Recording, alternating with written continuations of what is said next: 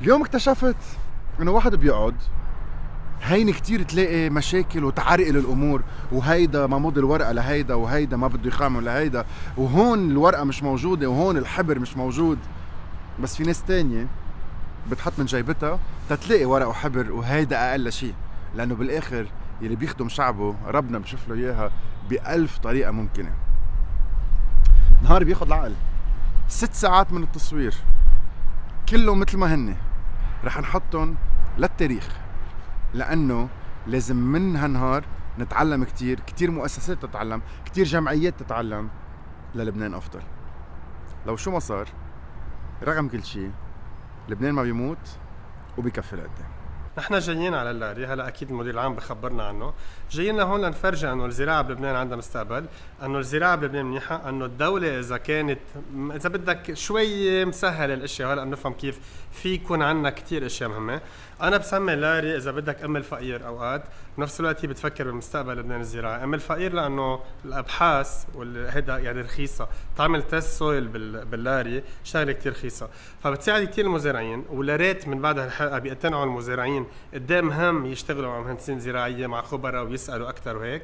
ولاري بتفكر استراتيجيا، يعني انا عندي كتير اصحاب هون، بعرف كيف هن بيشتغلوا، بعرف شو بفكروا على المدير العام، بعرف كل شيء عم يعملوه. في ابطال رح نتعرف عليهم، كل حدا باللاب تبعه، يمكن مستقبل القمح تبع لبنان بيطلع من هون، وهول كلهم لازم ندور عليهم. هول العالم بيشتغلوا بالمختبرات كرمالنا، ما لازم نقول لا انه هيدا دوله وتابعه للدوله وهيك لازم نعطيهم حقهم، ومش هيك نحن هون. أنا ميشيل أنطوان فريم من زحلي. أساسا نحن من بيت عقيقي كفر زبيان، بس جدي اجى على زحلي واخواته وبينا بزحلي وصرنا ساحالي، وبفتخر انه انا من زحلي وبقاعي ولبناني. ايه كل شيء له علاقة بالطبيعة، بالتغير المناخي، بالمي، بالتلوث. عندنا 120 مختبر، يعني كل شيء له علاقة بالمواد الغذائية. كل الأكل اللي بده يفوت على لبنان أو اللي بده يتصدر أو المشروب نحن بنفحصه. يعني بس تسمعوا إنه في لحمة فاسدة أو في أي مواد غير صالحة للاستهلاك أو في تلوث، النتائج طالعة من عنا، نحن بنفحص. ونحن مؤسسة عامة خاضعة لوصاية الوزير، بس عنا استقلال إداري ومالي. وأنا كتير بستعمل هالاستقلال لأنه هيدي قوة لحتى نحكي ونعطي المعلومات للناس. ومميزين نحن انه بمختبراتنا الواسعة منتشرة ب 12 مركز على كل الأراضي اللبنانية، وبنطلع كتير بالإعلام أنا وكل زملائي. أنا ما بسميهم موظفين معي، بسميهم زملائي، اللي هني 450 من بيناتهم في 50 دكتور. ومختبراتنا متطورة جدا جدا، موجودة ب 12 مركز من عكار لجنوب، يعني مغطين كل لبنان. وعندنا شبكة أرصاد جوية 80 محطة أرصاد جوية بتغطي كل لبنان، إلى 10 سنين بتشتغل. عندنا تطبيق ذكي بنودي عليه كل الإرشادات الزراعية، كل الإرشادات اللي علاقة بالأمراض والحشرات قبل ما تبين، لأنه عندنا تطبيق بيقلنا حسب الطقس أيمتى ممكن حشرة تبين لحتى نخفف استعمال الأدوية الزراعية. بنعطي إرشادات بالعواصف، بالمنخفضات، لأنا بحبش سمي كتير عواصف لحتى ما نضخم كتير الأمور، بمؤشر الحرايق، بأي شيء له علاقة بالطبيعة.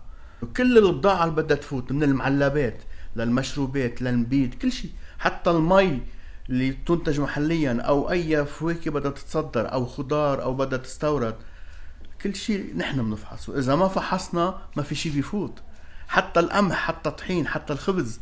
يعني اللبناني وين ما راح بكل شيء عم بيعملوا، إذا كان الطقس شوب نحن قلنا عليه قفي، إذا الطقس شتي قلنا عليه قفي، إذا راح مطعم عم بياكل نحن قلنا عليه قفي، إذا نزل على بحر قلنا عليه قفي نحن بنحكي عن تلوث البحر، إذا راح على نهر قلنا عليه قفي نحكي عن تلوث. عندنا مختبر زراعة الأنسجة، هذا كتير جديد ومتطور جدا، راح تشوف شيء كتير حلو.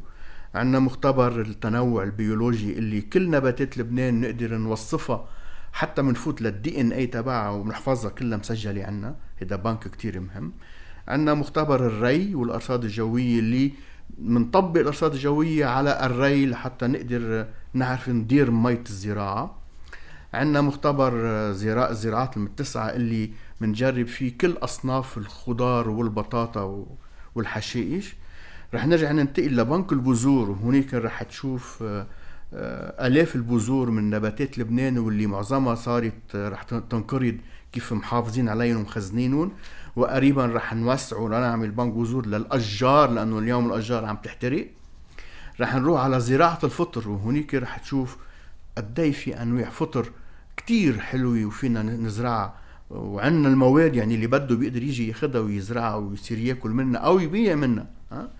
رح نروح على مختبرات فحص التراب وفحص المي وفحص الأسمدة تشوف قدي بالأسمدة في غش بالدولة اللي عندنا بالسوق اللبناني. في أسمدة هي منا أسمدة، هي بحص ناعم. رح نروح لفزن تراب ومي وأسمدة. رح نروح على مختبر وقاية النبات اللي هو أهم مختبر لوقاية النبات بالشرق الأوسط. في آلات وتجهيزات تقدر بالمليارات من الليرات. رح نروح على مختبر زيت الزيتون اللي هو متطور جدا، مختبر السموم الفطرية يعني الأفلاتوكسين، يعني هي مواد كمان خطرة جدا على صحة الإنسان. رح نروح على مختبر صحة الحيوان، مختبر الأعلاف والزراعات المائية، ونروح على مختبر تحسين الحبوب والقمح والشعير، وعندنا الهنجارات الضخمة المرتبة اللي إكسار البزار لو نحن ننتج 8000 طن بضار.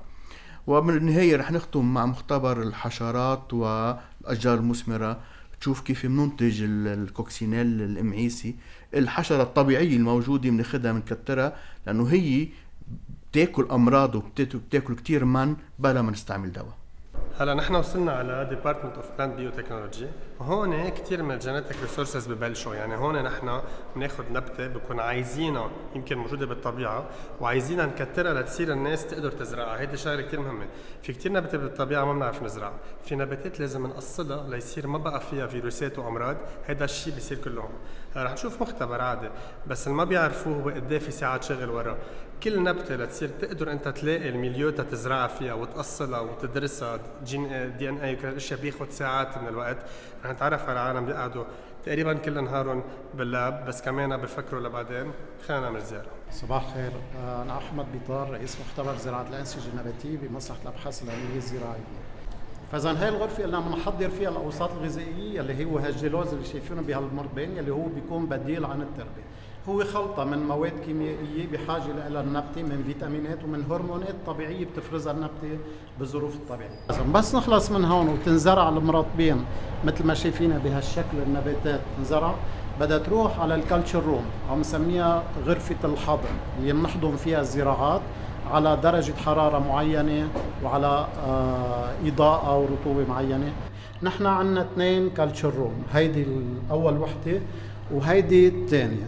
أنا إذا زرعت اليوم من نوع نباتي لنقول 100 مرطبان بقسمهم لقسمين، 50 بهاي الغرفة و50 بهاي الغرفة، لأنه هي عندها سيستم كنترول لحال وهي سيستم كنترول لحال. في حال صار عندي مشكلة بأول غرفة كون محافظ أنا على الستوك الماتريال فيجيتال اللي عندي بالغرفة الثانية. أهلا وسهلا فيكم بوحدة المصادر الوراثية النباتية. هاي الوحدة تأسست سنة 2004 عندما مضى لبنان المعاهدة الدولية بشأن الموارد الوراثية النباتية للأغذية والزراعة. هدفها أنه الامتثال لهالمعاهدة وتقييم الموارد الوراثية النباتية للأغذية والزراعة بطريقتين. أول طريقة هي الخصائص المورفولوجية يلي مثل وزن الحبة، شكل الحبة، لون الثمرة، شكل الورقة. وثاني شيء الدي ان اي يلي بتتعاطى بالأشياء الجينية تبع الأصناف المحلية الموجودة عندنا. فعم نقيم لكن هالموارد الوراثية تبعا لطريقتين، الخصائص المورفولوجية والخصائص الجينية. الخصائص المورفولوجية بنعتمد نحن على ديسكريبتور عالمي معترف فيه دوليا لحتى يكون مطابق للمواصفات لدراسة هالتنوع.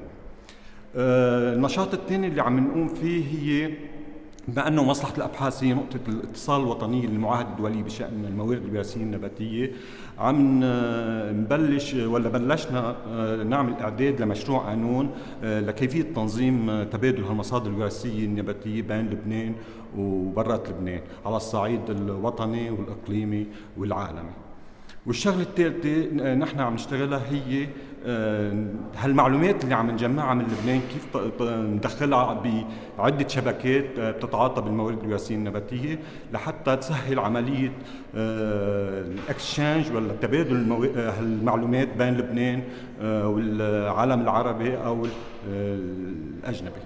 أهمية هذا المختبر وخاصة هذا البوستر نحن عم نبرم أنتوني وأنت بدالك بتقول أنه ما فينا نحب شيء ما بنعرفه. هون كمان هيدا شغله كتير مهمه، لانه تنعرف نحن مثلا كيف بدنا نتعامل مع زيتونه لازم نعرفها، لازم نفوت على الدي ان اي تبعها، لازم نعرف هي اي صنف. يعني هون عم نشوف صنف السوري، البلدي، ابو شوكه والعيروني وكلهم. هيدا شغله كتير مهمه بتعلم المزارعين انه قبل ما يتعاطوا مع شجره يعرفوا هي جينيا وشو مكونه، لانه ولا شجره تقدر تتاقلم على كل لبنان. ندرسهم اكثر. ما فيك تعمل زراعه بلا ما تفوت على الجيرم بلازم، على الكاركترايزاسيون دي ان اي تبع الشجرات. هيدا هون شغله كتير مهمه نتعلمها لبعدين. إيهاب جمعة، أنا مصلحة الأبحاث العلمية الزراعية، أنا رئيس فرع الري والأرصاد الجوية، مدير محطة تل عمارة. نحن هون بفرع الري والأرصاد الجوية يلي في عنا محطات منتشرة على جميع الأراضي اللبنانية. هون شايفين في صورة صغيرة مثل خريطة صغيرة بتفرجي وين المحطات منتشرة على الأراضي اللبنانية. محطات الأرصاد موجودة هون يعني بهذا المرصد. ملاحظين هون في عنا هيدي مقياس الأمطار اليدوي، هيدي الصغيرة هون. في عنا هونيك محطتين أرصاد مقبيل بعضهم. في عنا محطة أرصاد أمريكانية ومحطة أرصاد النمساوية حاطينهم حد بعضهم. وفي عنا أرصاد نحن عم نشتغل عليهم، عم نعمل شيء جديد مع كوردوبا، مع جامعة كوردوبا بإسبانيا. عم نعمل محطات أرصاد جديدة، عم نحاول نحن نجربها ونشوف قديش مدى فعاليتها. وعندنا كمان هيدا التبخر بنقيسه من خلال هيدا اللي موجود هون بالارض، اللي هو بجمع وبيبخر هيدا، وبنقيسه بشكل يدوي. هونيك عندنا محطة بس لنقيس الطاقة الشمسية بس فقط لا غير، قديش عندنا طاقة شمسية هون بهاي المنطقة. كميات الامطار اللي عم تشوفوها عم تنزل هون بالاسطح هيدا هي عم تجي من الاسطح، وحصاد مياه الامطار من الاسطح اللي بتل عمارة بمصلحة الابحاث العلمية الزراعية، كلها عم تجي على هيدي البركة. نحن هون بفرع الزراعات المتسعة. هيدا الفرع تأسس مع تأسيس مصلحة الأبحاث، بيسموه فرع الزراعات المتسعة لأنه هو بيعنى بكل الزراعات الحقلية اللي بتنزرع على مساحات واسعة. يعني شمندر، بطاطا، زراعات شتوية، حمص، بقوليات، زراعات علفية، كل هيدي المواضيع نحن عم نعنى فيها. نحن هيدا الفرع هو تقريبا بنواكب على طول الزراعات السياسية، الزراعات الزراعية تبع الدولة اللبنانية، خصوصا بما يتعلق مثلا بزراعة البطاطا. التجار كل سنة عنا ما يزيد عن 50-60 صنف بطاطا من بدار البطاطا الجديد بفوتوا على لبنان. نحن هون بنقوم بتجربتهم بحقول المصلحة وحقول المزارعين على 3 سنين متتالية، لحتى نقول بالاخر انه هذا الصنف هو ملائم لبيئتنا، ملائم للتربه، ملائم للسوق المحلي وللسوق اللي بنصدر عليه، لحتى نسمح للتجار انه يستوردوه تجاريا. والا ما بنقول لهم هيدا ما بيلائمنا، ما فينا نستورده تجاريا. هيك نحن بنكون عم نحمي المزارع اللبناني. وحيالله مزارع لبناني هو بحاجه لاي معلومات عن اي صنف جديد بطاطا بفوت على لبنان، نحن عنا فيش لكل صنف بنقدر نعطيه المعلومات كاملة، شو وضعه لهيدا الصنف، قديش انتاجه، قديش بيلائم التربة تبعه، وإن كان بالباع وإن كان بعكار. يعني هلا كمان نزلنا مختبرين، واحد له علاقه بالتأس وبالمي، والثاني له علاقه اكيد بالكروب برودكشن. اهميتهم هو مثل اللي حكينا قبل، انه نحن ما فينا نزرع زراعات كيف ما كان. كميه المي اللي بتتساقط بمنطقه هي بتحدد شو الزراعه اللي بتعملها. نفس الوقت لازم ننقي البذور والشجر تتناسب مع المنطقه. واهم شيء هون حكينا عن كونسرفيشن اجريكلتشر او الزراعه الحافظه، كيف نحن كمان نخلي تربتنا عايشه، كيف نخلي البذر مزبوط. هذا كله تنقدر نعمل زراعه ممتازه وكرمال الفطور. نحن هون هلا بمختبر تحسين النبات والسيد بنك. هيدي الشغله كمان كثير مهمه. اول شيء ممنوع يكون في ولا بذره ولا نبته ولا شجره موجوده ما نكون بنعرفها وما نكون حاطينها على جنب. هلا كيف نحطهم على جنب؟ في يكونوا ببنوك، في يكونوا بهرباريومز، في عده طرق، في يكون بمحميات. هيدا واجباتنا نحن نقدر نحميهم وبيكون عنا اياهم كلهم. ليه؟ لانه يمكن هلا ما عايزينها، بس بعد شهر او شهرين او سنه او 20 سنه نبته يمكن هلا تنقرض هي تكون الحل للزراعه لبعدين. فهون كل نبته بتقاوم الجفاف، بتتاقلم على مناخ معين، على الثلج، كله لازم نحافظ عليه. بونجور، انا جوال بريدي، انا مديره البنك البذور الوطني. حضرتكم بتل عماره بمنطقه البقاع. رح اشرح لكم هيك بطريقه سريعه شو بنشتغل. نحن شغلتنا المحافظه على النباتات اللبنانيه. بنحفظها بشكل طويل الأمد، يعني بدها تضل شي 100 سنة تقريبا عايشة. بنحفظها على درجات حرارة منخفضة 20 درجة تحت الصفر. بنركز اهتمامنا على النباتات البرية اللي لها استعمالات، مثل النباتات الطبية، النباتات العطرية، النباتات اللي ممكن تستخدم ببعض الصناعات. لبنان كتير غني بالنباتات البرية، عنا تقريبا 2600 صنف. فنحن ببنك البذور الوطني صرنا تقريبا حافظين نص الفلورا اللبنانية، يعني عندي تقريبا شي 1300 صنف مختلف. هذا رقم كتير كبير. الغرفة اللي نحن موجودين فيها هلا هي اسمها دراينج روم، بيقولوا لها it is the heart of a seed bank. يعني دايما لما يكون عندنا جيم بانك اذا ما عندنا الدراينج روم الكونديشن تبعنا منا ملائمه. هالغرفه بتكون الشروط فيها كل السنه ثابته على نفس الدرجات. عندنا 15 درجه حراره، 15% رطوبه بنسميها humidité relative. فالبذور بتجي بتقعد بهيدي الغرفه فتره شي 3 أسابيع من بعد ما انا لما من الطبيعه، بتكون هي بفتره النضوج التام بس بضل في رطوبه بقلب البذره. بيجي انا بحطهم هون 3 أسابيع حتى يعملوا التبادل مع الاتموسفير اللي هن موجودين فيه ويتركوا الرطوبه اللي بقلبهم. هون انا بتاكد، واكيد في فحص بنعمله، عندنا جهاز بنقيس الرطوبه بقلب البذره. متى البذره صارت جافه تماما انا قادره ساعتها فوتها على 20 درجه تحت الصفر لحتى هالجنين اللي بقلب البذرة يدخل بمرحلة بنسميها نحن مرحلة الثبات، اللي بتقدر تدوم عشرات وحتى مئات السنين. بهالطريقة أنا عم بحفظ هالبذور لليوم اللي بدي أعوزها فيه. إذا صار في عندي أي خلل بيئي، أي كارثة، برجع هالبذور بطلعها وأنا بس حطها بالشروط المؤاتية، بترجع بتفرخ وبرجع أنا برد على الطبيعة لحتى ترجع الطبيعة للإكيليبر تبعها. أنا اسمي رولا العميل، رئيس فرع تحسين النبات بتل عمارة. شوي رح نحكيكم شو بنعمل عنا بالفرع.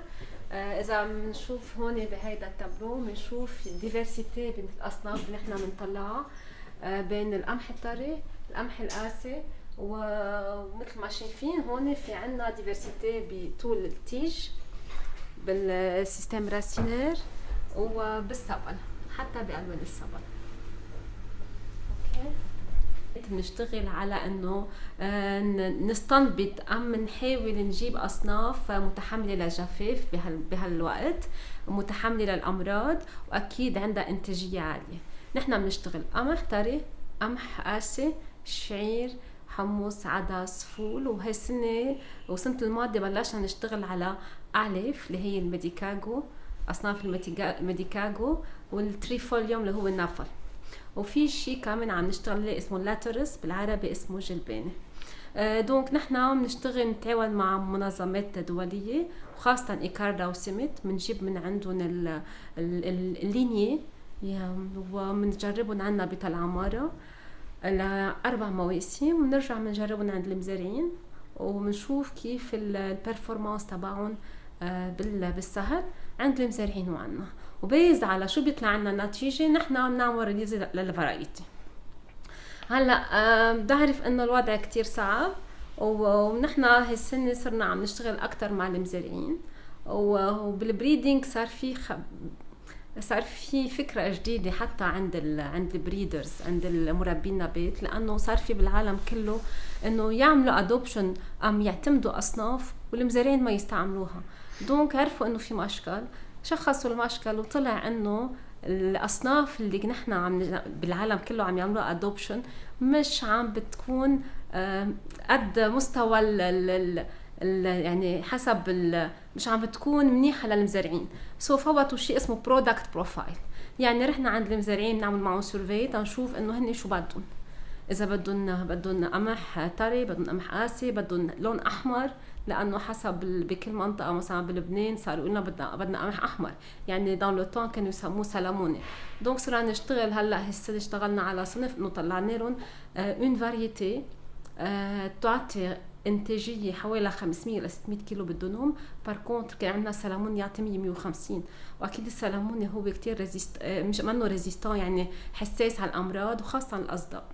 دونك هيدا بالنسبه شوي نحن شو بنعمل. وبما انه بنشتغل بريدنج نحن لازم كتير نشتغل على الامراض اللي هن كمان بيصيبوا لي دو فامي تبعول السيريال والليجومينوز. نحن بهالفرع بنشتغل كمان على المالادي وعلى الانسكت، يعني بنشتغل شيء اسمه مونيتورينج، بنعمل اناليز دراسه لكل الامراض الموجودين على السيريال والليجومينوز. انا دكتور ايليا شويري، رئيس فرع وقايه النبات. ونحن وقايه النبات يعني كل شيء له دعوه بامراض النبات.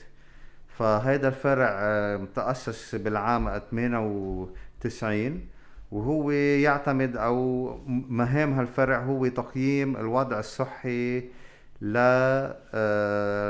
لزراعات استراتيجية بلبنان مثل البطاطا، البقوليات، التفاحيات، اللوزيات، الكرمة، الزيتون والحمضيات إلى آخره، من خلال تنفيذ مشاريع بحث تهدف إلى زيارات ميدانية بالحقول والبساتين، أخذ عينات وفحصها بهالمختبر هذا وفقا للمعايير الدولية. يعني نحن عنا التحاليل الموجودة بكل أوروبا. نحن هون بفرع الزيتون وزيت الزيتون بمصلحة الأبحاث العلمية الزراعية. بالفرع في عنا مختبر الزيت اللي رح نشوفه هلا، وفي عنا كمان أعمال بحثية ضمن نشاطات الفرع. بمختبر الزيت بنستلم عينات من المزارعين وبنقدم لهم خدمة الفحوصات للزيت. بنفحص الحموضة الحرة للزيت، المؤشر التأكسد، امتصاص فوق البنفسجي، لحتى يعرفوا شو نوعية الزيت اللي هن عم ينتجوه. بالإضافة للشغل الروتيني بنشتغل كمان مشاريع بحثية بالتعاون مع الاتحاد الأوروبي ومع الجامعة اللبنانية وباقي الجامعات الخاصة بلبنان. من بين المشاريع تبعنا هو تصنيف مثلا أصناف الزيتون اللي موجودة عندنا بلبنان لنعرف شو الخصائص تبعها، شو تركيبة الزيت اللي بتعطيه. بندرس تركيبة الأحماض الدهنية اللي موجودة بقلب الزيت، وبندرس كمان المواد الفينولية اللي موجودة بقلب زيت الزيتون اللي هي بتعطيه الفوائد الصحية لزيت الزيتون. هول المكانتين انا بسميهم the queens of الماشينز. يعني مثلا هيدا الجسر شو ما بدك، اوقات شيء ما بتعرفه، من دواء لتراب لخبرية، إذا بتعرف كيف تستعملها بتعطيك سحر. يعني هيدي المكنة فيها تكون حافظة أكثر من 80,000 مادة أو كومباوند أو موليكول، بتعطيها إياها بتقارنها بستاندرات هي أنت بتشتريهم بتحضرهم، أو بالماس سبكترا هي حافظتهم، ولايبرري عالمية، وبتقدر تعرف استعمالاتها خيالية. منهم تقدر تعرف إذا بزعبروا بالإبيس بالسبايسز، إذا الزيت زيتون مضروب، إذا الإسنشال أويل حاطين لك فيها مدري شو، وروح على القدر وروح على حيلا شيء. اللي بيعرف يستعمل هيدا الماشين بهين حياة كتير عالم ونوقف الزعبرات بالبلد. نحن هلا بالمختبر المركزي اللي بيتضمن مختبر المياه كيميائي، مختبر المياه جرثومي، مختبر التربة، ومختبر الأسمدة. فأنا رح أحكي عن مختبر المياه كيميائي وزملائي بيحكوا عن المختبرات الثانية. بالنسبة للمختبر المياه كيميائي مثل ما الاسم بيقول عنه، بنفحص المياه كيميائيا. شو يعني المياه كيميائيا؟ يعني المعادن الموجودة بالماء، كالسيوم، مغنيسيوم، صوديوم، بوتاسيوم، pH، كوندكتيفيتي، السلفات يعني الكبريت، واكيد المعادن الثقيله، الفار، الزنك، البلوم، المنغنيز، هودي كلهم بينفحصوا. مين بيفحص عنا؟ مين مخول يجي يفحص عنا؟ اكيد مطلق مواطن بده يفحص الماء ببيته بده يجي يفحص الماء عنا، مياه الشرب. مطلق انسان حفر بير ارتوازي بالارض عنده بالسهل كمان بده يفحص عنا، بده يشوف اذا الماء مطابقه لمواصفات الدوله اللبنانيه اللي هي المعتمده مواصفات لبنور. مين كمان بيفحص عنا؟ كل المنظمات الدوليه بتفحص عنا، صليب احمر، كل الان جي اوز، واكيد الدوله اللبنانيه كل الوزارات بتفحص عنا الماء. اهم شيء المياه المعبأه الموجوده بالسوق ما بتنزل على السوق الا ما تنفحص عنا. كل الماركات اللي بتشوفهم بالسوق وزاره الصحه بتفحصهم عنا، اذا مطابقه كيميائيا تنزل على السوق. معك ماريا فخوري، هون المختبر الجرثومي للمياه. بنقوم بالمختبر الجرثومي لتقدير درجه تلوث الجرثومي لمختلف انواع المياه، مياه شرب، مياه معبأه، مياه ري، مياه انهر، مياه ينابيع، ومياه مبتذله. مارينا بهين، مختبر تراب. فحص التربة أكيد ضرورية بالزراعة، أولا كرمال يعرف شو نوعية التراب، وأكيد بالآخر شو نوع الزراعة اللي بدها تنزرع يعني بالأرض، وكرمال ترشيد استعمال الأسمدة نوعيا وكميا قد ايه. فحص التراب بنعمله اكيد لكل المزارعين، يعني العينات اللي بيجونا من المزارعين من طلاب لابحاث. رامي عزار، نحن مختبر السموم الفطريه. بالسموم بس تعرف شوي عن السموم الفطريه، هي مواد سامه بتفرزها انواع عديده من الفطريات اللي بتستعمر المحاصيل بالحقل او بعد الحصاد، يعني عند التخزين. اهلا وسهلا فيكم، انتم هون بفرع الفطر. انا دارين حداد مسؤوليه هذا الفرع هون. رح خبركم شوي عن الفرع. تأسس الفرع سنة 2018 أكيد بعد ما لقى دكتور ميشيل فريم ضرورة وجود فرع يعنى بالفطر وزراعته بلبنان. أكيد قبل ما نبلش نعمل فرع انبعثت على أمريكا نعمل دورات تدريبية وورش عمل. كانت أول شيء على موضوع إنتاج البزار الفطر وزراعة الفطر الطبي. رجعنا انبعثنا على هولندا أكيد ورشة عمل ودورة تدريبية على موضوع إنتاج الكومبوست لزراعة الفطر الأبيض وزراعة الفطر الأبيض. أكثر شيء عم نشتغل على المحاري بأنواعه اللي هن البلوروتوس بأنواعها، الجراي أويستر، بيرل أويستر، بينك ويالو. إذا بتشوفوا هودي المايسيليوم هلا هيدي بلشت كان لازم كل شيء اسمه بينك ما بينحط بالبراد، فمشان هيك إذا شوي تأخر عليهم ببلشوا يعملوا فروتينج بقلبه للجار.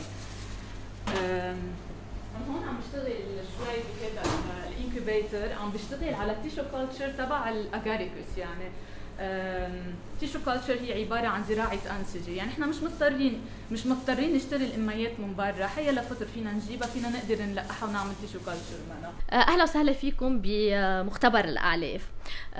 نحن بالمختبر هون هدفنا الاساسي هو خدمه مزارعي الاعلاف، اصحاب المزارع، الباحثين، الجامعات وكل شخص يعني مهتم يفحص عينة علف. عندنا كمان بالمختبر دور مهم هو دور المراقبة بالنسبة للعينات المستوردة عن طريق المرافق والمعابر الحدودية، الحجر الصحي البيطري والزراعي بيحولوا لنا العينات تنفحصهم. وبنفس الوقت كمان نحن بنراقب العينات الصادرة لأنه بياخدوا من عنا تحاليل العلفية. هذا سيستم هيدروبونيك اللي عم نشتغل عليه، الهدف منه هو إنتاج أعلاف مالقة خلال 7 أيام بس.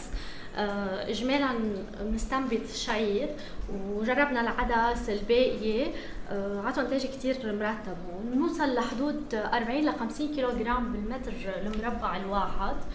أهمية العلف المستنبت هو بقيمته الغذائية العالية، سهل الهضم وكتير مستساغ عند الحيوانات. دكتور إيلي رميلي، رئيس فرع الأشجار المثمرة والكرمة ورئيس مختبر إنتاج الأعداء الطبيعية بمصلحة الأبحاث العلمية الزراعية تل عمار. نحن هلأ مع الشبيبة رح بالمشوار رح ننزل على المختبر، نعمل جولة نشرح لهم شوي شو بنعمل، وإن شاء الله بيكون مشوار موفق وتوصل زبدة الحديث لكل مزارع مهتم. أهلا وسهلا فيكم. نحن هلأ بلابوراتوار إنتاج الأعداء الطبيعية. شو يعني إنتاج الأعداء الطبيعية؟ يعني نحن ننتج حشرات بتكافح حشرات تانية أو تاكلها بدون تدخل كيميائي. يعني نحن هون اللي أصحاب الزراعات العضوية اللي ما بدهم يستعملوا المكافحة الكيميائية والأدوية اللي بتترك ترسبات وبتعمل أمراض سرطانية. نحن هذا المختبر هون ينتج حشرة اسمها الكريبتولاموس مونتروزيري. احنا بس يطلع إنتاج من البساتين اللي عنا، قسم بينبيع بلجنة البيع للناس للموظفين، قسم الثاني بفوتوا اخذ زريب. شو الفرق بين الاثنين؟ خل تفاح وخل عنب، وين استعمالاته ولازم يكون موجود بكل بيت؟ هي اكيد اثنيناتهم ممتازين للصحة، بس خل التفاح متفوق اكثر، كثير بيحافظ على الصحة العامة، كثير عم يستعملوا مثلا اللي بيحرق بياخذ منه كثير بيستفيد، بينزل كوليسترول بالدم، بيساعد على الهضم، يعني له كتير منافع صحية خاصة بما خص الكوليسترول. في ناس عم ياخدوا منه بس ليتعالجوا من الكوليسترول، الخل بشكل عام وخاصة خل التفاح. هلا شو الفرق؟ هيداك منتج من العنب، هذا منتج من التفاح. يعني رح اعمل دبل تشيز برجر وابلع كرعتين. ابدا هيدا اللي تشيرز. اللي انا اكتشفته قد ايه نحن اوقات مؤثرين بحق لبنان، وقد ايه اجمالا الاعلام والاشخاص وكلنا والاختصاصيين حتى بنأثر باتجاه بعض. يعني تقول لك شيء، كنا انا وانتوني هذه الفتره كثير عم نجرب نضوي على الاشياء البوزيتيف، وقد ايه لازم نحن نشجع بعض ونضوي على الابطال اللبنانيه. فانا يعني اللي اكتشفته هو قد ايه في ابطال. اول شيء قد ايه انت عندك فيزيون، قد ايه صعب يكون عندك كل هذا التيم وكله وين ما رحنا الشغل منيح وبحبوك وشافوا انه بالرغم من الصعوبات وبلا كهرباء وهيك كلنا عم نتقدم. هذا شيء كتير مهم. اكتشفنا قد ايه في ابطال، يعني في ناس بالها بالقمحة اللبنانية وناس بالها بهالحشرة المدري شو، وهول ما عم بياخدوا حقهم. والبزعل انا يعني تعرف انا عامل باك جراوند كبير بجامعة خاصة وعامل باك جراوند شوي بدولة. البزعل الناس بتطلع هيك كيف ما كان وبتشامل حكي شو بيعملوا بالإيران، شو عندهم هول، او انه بينتقدوا كيف ما كان بيكون صار له جربوع متخرج لي من سنتين وعم بيعطي رأيه بطريقة مش تنكون عم نعطي حدا أهمية نكون عم نرد عليه، بس انه انا بالنسبة لي شفت يعني انا فخور انه بلبنان في الإيران. شوف عنطني شو شايف اشياء. تسلم. تسلم. هيدا أول مرة بوعى على موضوع إنه ساعة البدوق هاي قاطعة من عندك، وساعة البدوق هاي قاطعة من عندك، وساعة البشرة بماي قاطعة من عندك، والمبيد من عندي من عندك، وساعة اللي بتوصل بخرة على البور قاطعة من عندك، صحيح. وساعة اللي بدنا نودي موني برات لبنان أو نجيب أكل من برا قاطعة من عندك. وقديش في شغل عم ينعمل. قديش واحد لازم يرجع يسأل حاله السؤال كل يوم شو أنت عملت للبلد مش شو البلد عمل لك. صحيح. قديش في حل لكل مشكل إذا بدنا نحله وإذا بدنا نعرقل قد ما بدك تعرقل فيه. صحيح. وربينا مؤخرا فيك أحيان لك تعرقل من أنك تحل بكتير. ومدير ضد واحد بس كلمة بتطلع براس البلد وما بتزبط خلص سكي روحه على البيت وغيره. اللي اكتشفناه اليوم ب6 ساعات مشي 6 ساعات ما قعدنا من الصبح من 8:30 ساعة وصلنا لعندك لهلأ صارت ساعة 2:30 بيفتح القلب. تسلم. وطلب لكل حدا عم بيحضر انه اذا فينا نكون عنا هيك شوي بس نحط دقيقة على الاخبار كل يوم عن انجازات الاشياء اللي عم بتصير.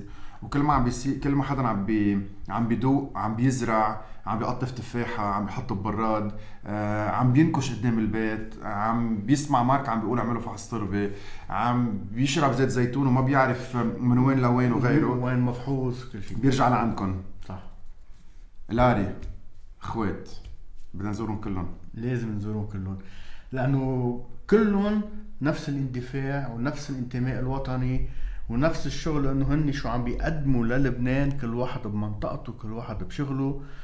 ونحن انا بقول لك راتبهم ماشي نسبيا اليوم ماشي بس عطاؤهم لا يقدر بثمن. بدي اكد على اللي عم بتقوله حماس مش معقول. نعم. ما في تمثيل ابدا. ما في كرمال المدير عم نهتم فيكم ولذلك ما كنت معكم 100%. الطريقة الحكي اللي كل واحد عم بيحكي عن شغله شغف اندفاع بشغف مش معقول مش معقول. صح. وانا مني حدا بس انت بتستاهل 20 سنة وال200 جايزة واكثر محطوطين بالحيط. تسلم. وكتير بفتخر اني تعرفت عليك. زيارتكم هيدي شرف لنا وانا كتير مبسوط اليوم لانه هاي اهم اطلالي واول اطلالة اعلامية بهالشكل هذا لهالمؤسسة.